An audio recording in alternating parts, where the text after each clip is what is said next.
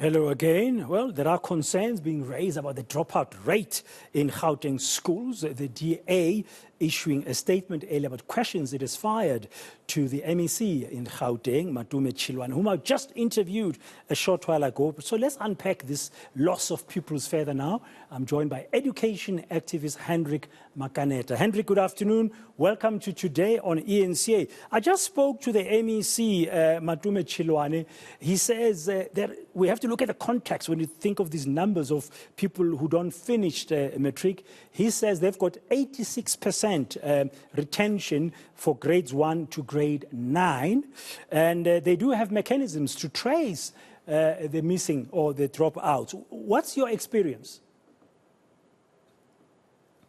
Well, to be quite honest, Dan, it appears that the department does not have effective mechanisms to track learners who drop out of the system.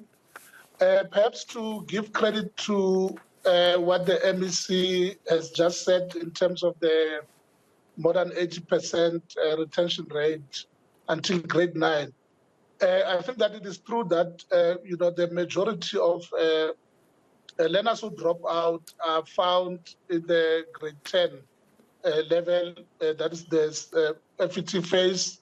That is where the challenge is.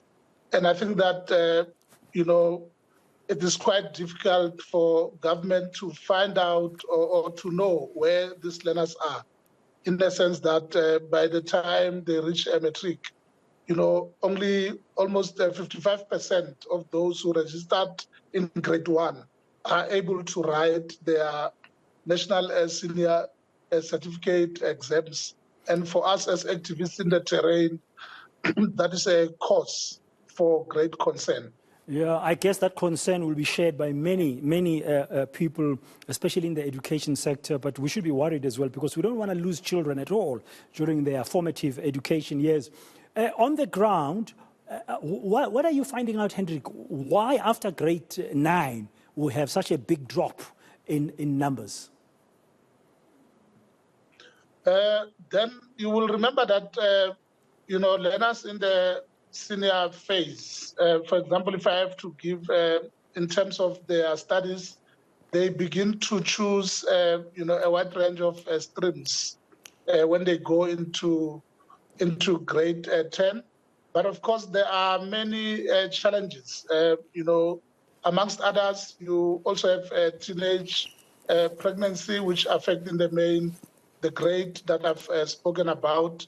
But of course, you also have, those challenges of those who cannot pursue whatever, stream that they may find effective. I think that the issues are wide-ranging.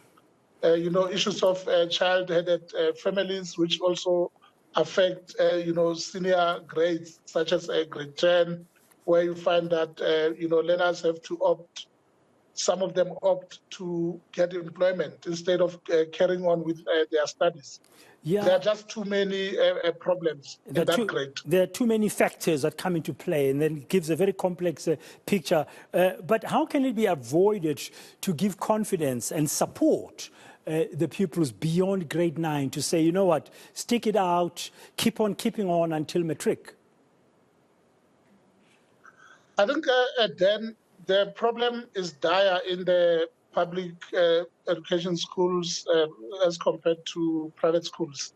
And the issue of parental involvement is quite a problematic area when you look at public schools, because you don't find a lot of parents who are actively involved. But I think that perhaps we must also applaud government for coming up with the basic education laws amendments bill, which will look at ways of ensuring that within 3 days, if the child is not at school, schools will be forced, to communicate, promptly with parents who appear in the system. And as I said, this type of engagement does not happen a lot in the education space, particularly in public schools, your township schools as well as schools in the rural areas.